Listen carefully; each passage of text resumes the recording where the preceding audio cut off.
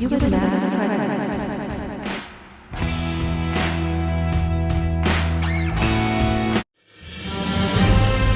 Welcome to our YouTube channel, Euclid Maths. We are introducing a lecture series on vector differentiation for engineering mathematics. This is part 1 of this series. For our lecture notes, you can contact us through email address given in the description box. Sit back and enjoy the lecture. In this part 1, I am going to deal with some basic definitions and basic concepts, and we are going to discuss the space R power n, the space R3, and we are going to learn about the point functions.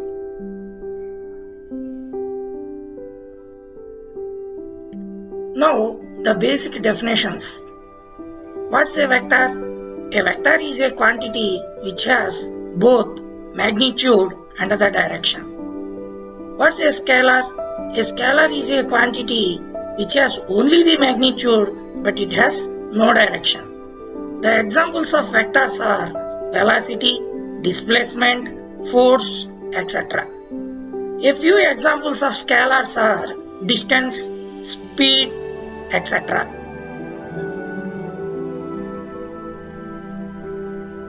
Now, we have to see examples of vectors and scalars in mathematics. Previously, I gave the definitions and examples in physics. In mathematics, what are vectors? What are scalars? Let us see. For that purpose, we have to learn the space Rn. Here, R denotes the set of all real numbers. Always we take real numbers as scalars because they have only magnitude. In mathematics, scalars means real numbers. Now, the space R power n is the Cartesian product of R n times. That means Rn is the set of all n tuples of the form x cap equals x1, x2, etc. xn, where each entry x suffix I is a real number. Now, these n tuples in Rn are also called vectors in Rn. How we can say x cap is a vector? To say it's a vector, it must have both the direction and the magnitude. How to assign direction to this vector x cap?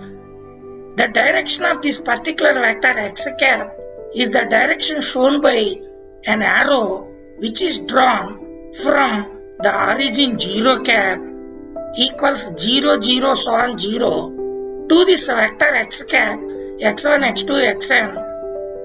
The tail of this particular arrow is at the 0 cap and the head of the arrow is at the vector x cap. The direction of the vector x cap is the direction shown by this arrow. Thus, we assign the direction to the n tuple x cap. What is its magnitude? It is given by this formula. Norm x cap equals square root over x1 square plus x2 square plus x3 square plus so on plus xn square. Norm x cap is a real number. It is non-negative. It is called the norm of x cap or the length of x cap. It is the magnitude of x cap. So we assigned a length or magnitude and a direction to this x cap. So x cap is a vector in Rn. Now, how to add two vectors in Rn? If we take x cap equals x1, x2, so on xn and y cap equals y1, y2, so on yn in Rn, then their addition x cap plus y cap is given by x1 plus y1, comma x2 plus y2, comma x3 plus y3, so on, comma xn plus yn. This type of addition is called point-wise addition. Not only that, take a scalar alpha, that means a real number. Take a tuple x cap. Just multiply them.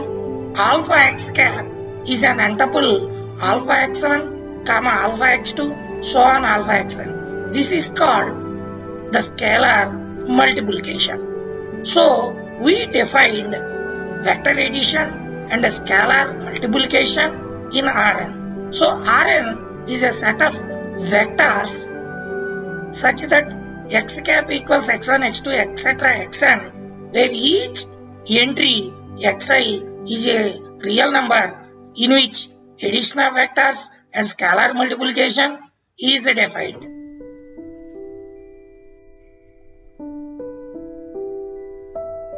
Previously, we defined the addition of two vectors in Rn and the product of a vector x cap and a real number or scalar alpha, that is alpha x cap. These two are already defined. Now we are going to learn the dot product. The dot product is taken between two vectors. Suppose x cap equals x1, x2, so on xn and y cap equals y1, y2, so on yn, or any two vectors in Rn, then their dot product x cap dot y cap is a real number. It's a scalar. It is defined by x cap dot y cap equals x1 y1 plus x2 y2 plus x3 y3 plus so on plus xn yn. So dot product of two vectors is always a scalar. Now we can define the angle between two vectors in Rn also. If x cap and y cap are any two vectors in Rn, how to define the angle between those two vectors? Here is the formula. The angle between the two vectors, if it is theta, cos theta is equal to modulus of x cap dot y cap divided with norm x cap times norm y cap. So if we want theta, just send this cos to the other side, then theta equals cos inverse of modulus of x cap dot y cap whole divided with norm x cap times norm y cap.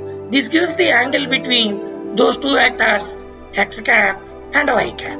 Thus we can define the dot product between two vectors and the angle between two vectors in the space Rn. Now we have to learn some terminology which is very useful in the further study of vector differentiation. Particularly, we must know what is meant by a unit vector. If x cap is a vector in Rn, if its norm or length is 1, such a vector is called a unit vector. So, a unit vector is a vector whose norm or length is 1. Now, what are orthogonal vectors? If we take two vectors x cap and y cap in Rn, they are said to be orthogonal if x cap dot y cap equals 0. That means two vectors are orthogonal if their dot product is 0. If we substitute this in our previous angle formula, cos theta equals x cap dot y cap divided with norm x cap times norm y cap, then what happens? Cos theta equals 0. Then what is theta? 90 degrees. So if two vectors are orthogonal to each other, that means they are perpendicular. That means they are perpendicular to each other, making 90 degrees of angle between them. Now, what are orthonormal vectors? If we take two vectors again, x cap and y cap, they are said to be orthonormal if first they must be orthogonal. That means x cap dot y cap must be 0. Next, their lengths must be 1. That means x cap and y cap both must be unit vectors. Their magnitude must be 1. So, orthogonal vectors are those vectors whose dot product is 0. Orthonormal vectors are those vectors which are orthogonal and their magnitude is 1. Let us see the space R3. R3 means our three-dimensional Euclidean space. R3 is the set of all three tuples or triplets x cap equals x1, x2, x3 where each entry is a real number.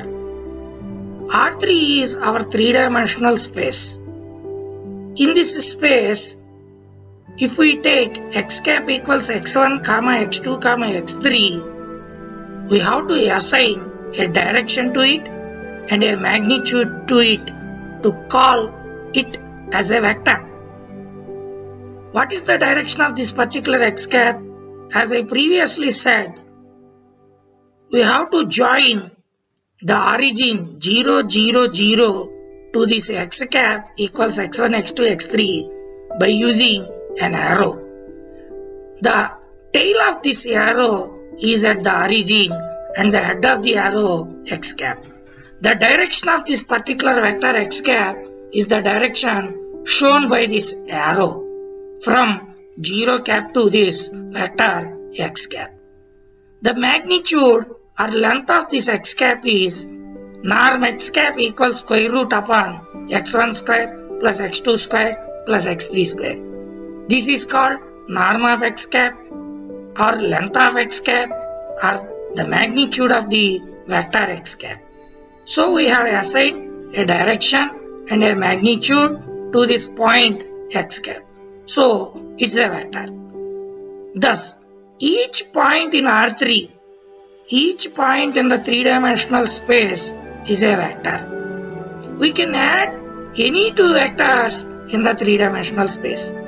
If we take x cap equals x1 and x2, x3 and y cap equals y1, y2, y3, their sum is given by another vector x1 plus y1, x2 plus y2, x3 plus y3.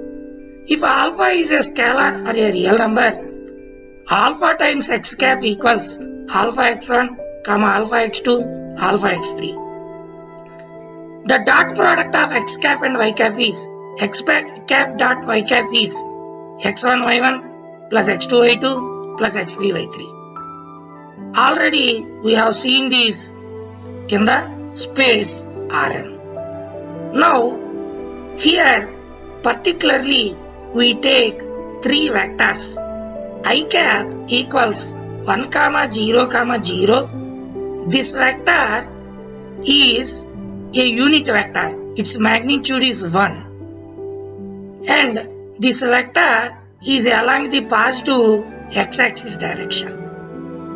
J cap equals 0, 1, 0. This vector is also a unit vector and it is along the positive y direction. K cap equals 0, 0, 1.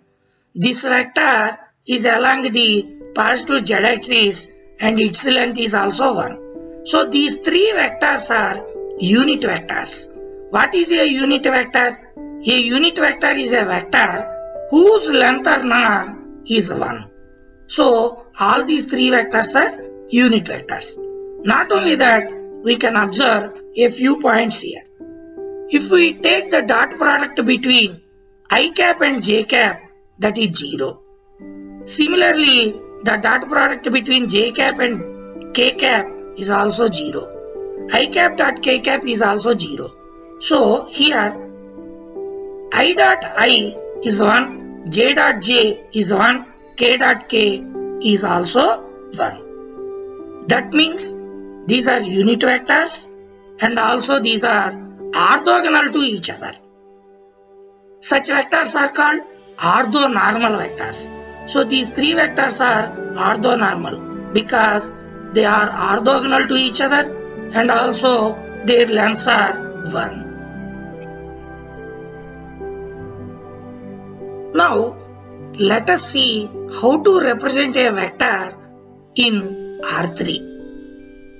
First of all, let us take a vector x cap equals x1, x2, x3. This is a representation of a vector in R3. We can represent the same vector in another way also. How to represent this vector? Let us see. let us take x cap equals x1, x2, x3. We can write the same vector as the sum of three vectors, namely x1 0 0 plus 0 x2 0 plus 0 0 x3. This can be written as x1 times 1 0 0 plus x2 times 0 1 0 plus x3 times 0 0 1. Here let us substitute I cap, j cap and k cap. Then the representation becomes x1 times I cap plus x2 times j cap plus x3 times k cap. The same vector x cap became x1 I cap plus x2 j cap plus x3 k cap. So the same vector x cap has two representations. X cap equals x1 comma x2 comma x3, a triplet representation. The second representation is x cap equals I cap x1 plus j cap x2 plus k cap x3. This is called a linear combination representation. Usually in our lower classes we see this particular representation x cap equals I cap x1 plus j cap x2 plus k cap x3. In our further lectures also we use the same type of representation for vectors in R3.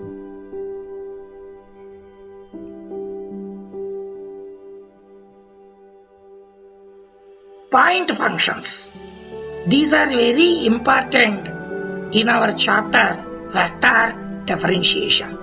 There are two types of point functions: vector point functions, scalar point functions. First of all, let us see what are scalar point functions. If we take a function f from an n-dimensional space Rn to the real number system, such a function is called a scalar point function. It is also called a scalar field. So it has two names, a scalar point function or a scalar field. Now, a vector point function means a function from Rn to Rm. That means a function from a multidimensional space to a multidimensional space. Such functions are called vector point functions or vector fields. For example, if we take f from R3 to R defined by f of x, y, z by using this formula, this function is an example of a scalar point function. Similarly, a function f from R3 to R3 given by this formula f of x, y, z is called a vector point function. So, vector point function, scalar point function are called point functions. These are very, very important in the study of vector differentiation. In this part 1, we have learned some basic definitions of vectors and scalars, and we have learned the space Rn. We have seen the space R3, the properties of vectors in R3, the orthogonal and orthonormal vectors, and we have learned about point functions. These are all very basics but very essential for our further lectures on this vector differentiation. Part 2 is coming soon. Haven't you subscribed yet? Please do subscribe our channel for watching many more lectures on various topics in mathematics. Thanks for watching.